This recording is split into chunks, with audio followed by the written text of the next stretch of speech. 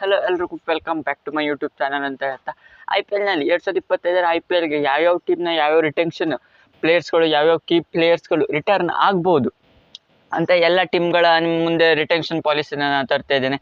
ಇನ್ನೇನು IPLನ 2025 retention policy ಏನು November ತಿಂಗಳಲ್ಲಿ ಅನೌನ್ಸ್ ಆಗುತ್ತೆ. ಅದೇ ರೀತಿಯಾಗಿ ಏನು ಆಪ್ಷನ್ ಏನಿದು ಡಿಸೆಂಬರ್ ಮಂತ್ ಎಂಡ್ಗೆ ಏನಾದರೂ ಆಗ್ಬೋದು. ಅದೇ ರೀತಿಯಾಗಿ ಮೊದಲೇದಾಗಿನ CSK ಪ್ಲೇಯರ್ಸ್ ಕೀ ಪ್ಲೇಯರ್ಸ್ಗಳು ಯಾವ ಟಾಪ್ 5 ಪ್ಲೇಯರ್ಸ್ಗಳು ಅಥವಾ 4+5 ಅಂದರೆ 4 ರಿಟೆನ್ಷನ್ ಪಾಲಿಸಿ ಹಾಗೂ ಒಂದು RTM ಕಾರ್ಡ್ ಮೂಲಕ ಏನಾದರೂ ರಿಟರ್ನ್ ಆಗ್ಬೋದು. ಅದೇ ರೀತಿಯಾಗಿ ಟಾಪ್ 5 ಪ್ಲೇಯರ್ಸ್ಗಳು ಯಾವ್ಯಾವ ಟೀಮ್ನ CSK ಟೀಮ್ನಲ್ಲಿ ಯಾವ ಪ್ಲೇಯರ್ಸ್ಗಳು ರಿಟರ್ನ್ ಆಗ್ಬೋದು ಅಂತ ಹೇಳಿಕೆ ಈ ವಿಡಿಯೋ ಮಾಡ್ತಾ ಇರೋದು.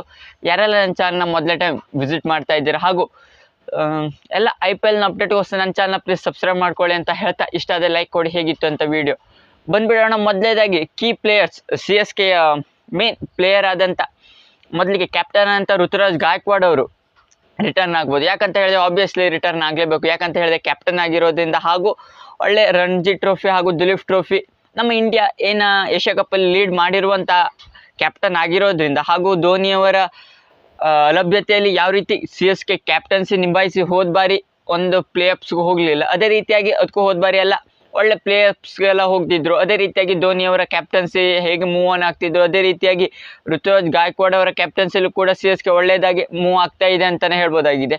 ಆದ್ದರಿಂದ ಋತುರಾಜ್ ಗಾಯಕ್ವಾಡ್ ಅವರು ಶೋರ್ಟಾಗಿ 100% ಇವರು ರಿಟರ್ನ್ ಆಗೇ ಆಗ್ತಾರೆ CSK ಪರವಾಗಿ ಅಂತಲೇ ಹೇಳ್ಬೋದಾಗಿದೆ. ಅದೇ ರೀತಿಯಾಗಿ ಎರಡನೇ ಪ್ಲೇಯರ್ ಆಗಿ ರವೀಂದ್ರ ಜಡೇಜಾ ಅವರು, ಜಡ್ಡುಬಾಯಿ ಅವರು ಪಕ್ಕ ರಿಟರ್ನ್ ಆಗ್ತಾರೆ. ಯಾಕಂತ ಹೇಳಿದರೆ ಮೊದಲಿಗೆ ಅಂದರೆ 2023ರಲ್ಲೇ ಇವರು ರಿಟರ್ನ್ ಆಗೋದಿಲ್ಲ. CSKಯಿಂದ ಸಿಕ್ಕಾಪಟ್ಟೆ ರಿಪೋರ್ಟ್ಸ್ಗಳು ಹರಿದಾಡ್ತಾ ಇತ್ತು ರವೀಂದ್ರ ಜಡೇಜಾ ಅವ್ರನ್ನ ರಿಲೀಸ್ ಮಾಡ್ತೇವೆ ಅಂತ. ಅಂದರೆ ಅಲ್ಲಿ ರವೀಂದ್ರ ಜಡೇಜಾ ಅವ್ರಿಗೆ ಕನ್ವಿನ್ಸ್ ಮಾಡಿದ್ರು MS ಧೋನಿ ಅವರು. ಯಾಕಂತ ಹೇಳಿದರೆ MS ಧೋನಿ ಅವರು ಇರೋ ತನಕ CSK ಆಟ ಆಡಬೇಕು ಅಂತ MS ಧೋನಿ ಅವರೇ ಕನ್ವಿನ್ಸ್ ಮಾಡಲಿಕ್ಕಾಗಿ ರವೀಂದ್ರ ಜಡೇಜಾ ಅವರು ಮೂವ್ ಆನ್ ಆಗ್ತಾ ಇದ್ರು CSKಲೆ. ಆದರೆ ಇವಾಗ ಯಾಕಂತ ಹೇಳಿದರೆ ಹೋದ ಸೀಸನ್ ಒಳ್ಳೆ ಪರ್ಫಾರ್ಮೆನ್ಸ್ ಕೂಡ ಕೊಟ್ಟಿದ್ದಾರೆ. ಯಾಕಂತ ಹೇಳಿದರೆ ಸಿಕ್ಕಾಪಟ್ಟೆ ಸ್ಟ್ರೈಕ್ ರೇಟಲ್ಲಿ ಅಂದರೆ ನಮ್ಮ ಈ CSK ಟೀಮ್ ಏನು ಟೈಟಲ್ ವಿನ್ ಆಗಿದೆ ಅಲ್ಲ, ಅದಕ್ಕೆಲ್ಲ ಪ್ರಮುಖ ಕಾರಣರಲ್ಲಿ ರವೀಂದ್ರ ಜಡೇಜಾ ಅವರು ಇದ್ದಾರೆ ಅಂತಲೇ ಹೇಳ್ಬೋದಾಗಿದೆ. ಸಿಂಪಲ್, ಯಾಕಂತ ಹೇಳಿದರೆ ಒಳ್ಳೆ ಆಲ್ರೌಂಡಿಂಗ್ ಪ್ರದರ್ಶನ, ಅದೇ ರೀತಿಯಾಗಿ ಫೀಲ್ಡಿಂಗ್, ಬೌಲಿಂಗ್ ಹಾಗೂ ಬ್ಯಾಟಿಂಗ್ ಈ ಮೂರರಲ್ಲೂ ಕಾಣಿಸ್ಕೊಳ್ಳೋದ್ರಿಂದ ಒಂದು ಲೆಫ್ಟ್ ಹ್ಯಾಂಡರ್ ಆಲ್ರೌಂಡರ್ ಆಗಿರೋದ್ರಿಂದ CSK ಪರವಾಗಿ ಇವರು ಶೋರ್ಟಾಗಿ ಎರಡನೇ ಪ್ಲೇಸಲ್ಲಂತೂ ರಿಟರ್ನ್ ಆಗೇ ಆಗ್ತಾರೆ. ಇಲ್ಲಿ ಸ್ವಲ್ಪ ಏರುಪೇರುಗಳಾಗ್ಬೋದು. ಯಾಕಂತ ಹೇಳಿದರೆ ಮೇಲಿದ್ದು ಕೆಳಗೋರು ಅಂದರೆ ಫಸ್ಟ್, ಸೆಕೆಂಡ್, ಥರ್ಡ್, ಫೋರ್ತ್ ಸ್ಟೆಪ್ಗಳು ಏನು ರಿಟೆನ್ಷನ್ ಪಾಲಿಸಿಲಿ ಇದೆಯಲ್ಲ ಸ್ವಲ್ಪ ಚೇಂಜ್ ಆಗ್ಬೋದು. ಅದೇ ರೀತಿಯಾಗಿ ಮೂರನೇದಾಗಿ MS ಧೋನಿ ಅವರು. ಯಾಕಂತ ಹೇಳಿದರೆ MS ಧೋನಿ ಅವರು ಚೆನ್ನೈಯಲ್ಲೇ ಲಾಸ್ಟ್ ಸೀಸನ್ ಆಗ್ತೇವೆ ಅಂತ ಹೇಳಿದರು. ಅಂದರೆ ಫ್ಯಾನ್ಸ್ಗಳಿಗೆ hopefully my last T20 it will be in Chennai ಅಂತಲೇ ಹೇಳಿದರು. ಅದೇ ರೀತಿಯಾಗಿ ಏನಾದರೂ ನೆಕ್ಸ್ಟ್ ಸೀಸನ್ ಆಟ ಆಡ್ತಾರೆ ಅಂತ ರಿಪೋರ್ಟ್ಸ್ಗಳು ಹೊರದಾಡ್ತಿತ್ತು. ಅದೇ ರೀತಿಯಾಗಿ MS ಧೋನಿ ಅವರು ಆಟ ಆಡಿದ್ರು ಕೂಡ ವಿಕೆಟ್ ಕೀಪಿಂಗ್ ಎಲ್ಲ ಇರೋದ್ರಿಂದ MS ಧೋನಿ ಅವರಂತೂ CSKಲಂತೂ ರಿಟರ್ನ್ ಆಗೇ ಆಗ್ತಾರೆ. ಅದೇ ರೀತಿಯಾಗಿ ನಾಲ್ಕನೇದಾಗಿ ದೀಪಕ್ ಚಹರ್ ಅವರು, ಬೌಲಿಂಗ್ ಆಲ್ರೌಂಡರ್ ದೀಪಕ್ ಚಹರ್ ಅವರು ಸಿಕ್ಕಾಪಟ್ಟೆ ಇಂಜುರಿಯಿಂದ ಏನು ಕಂಬ್ಯಾಕ್ ಮಾಡಿರಲಿಲ್ಲ. ಸ್ವಲ್ಪ ಇಂಜುರಿ ಆದರೂ ಕೂಡ ರೆಸ್ಟ್ಗೆ ಹೋಗ್ತಿದ್ರು.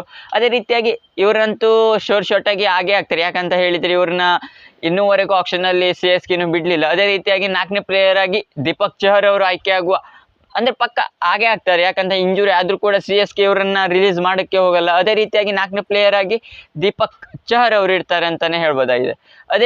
ಅದೇ ರೀತಿಯಾಗಿ ಐದನೇದಾಗಿ ಮತೀಶ ಪತಿರಾಣ. ಯಾಕಂತ ಹೇಳಿದೆ ಮತೀಶ ಪತಿರಾಣ ಯಾವ ರೀತಿ ಫಾಸ್ಟ್ ಬೌಲಿಂಗ್ ಮಾಡ್ತಾರೆ ಶ್ರೀಲಂಕಾ ಪರವಾಗಿ, ಯಾವ ರೀತಿ ಕೀ ಅಂದರೆ ಡೆತ್ ಓವರ್ ಸ್ಪೆಷಲಿಸ್ಟ್ ಅಂತಲೇ ಯಾವ ರೀತಿ ಲಸಿತ್ ಮಲಿಂಗ ಅವರು ಮಾಡ್ತಿದ್ರು ಶ್ರೀಲಂಕಾ ಪರವಾಗಿ, ಅಲ್ಲಿ ಮುಂಬೈ ಇಂಡಿಯನ್ಸಲ್ಲಿದ್ದು ಲಸಿತ್ ಮಲಿಂಗ ಅವರು. ಇಲ್ಲಿ CSK ಯಾವ ರೀತಿ ಪರ್ಚೇಸ್ ಮಾಡಿತ್ತು ಅಲ್ಲಿಂದ ಇವರ ಅದೃಷ್ಟವೇ ಕುಲಾಯಿಸ್ತು ಅಂತಲೇ ಹೇಳ್ಬೋದಾಗಿದೆ ಮತೀಶ ಪತಿರಾಣ ಅವ್ರದ್ದು.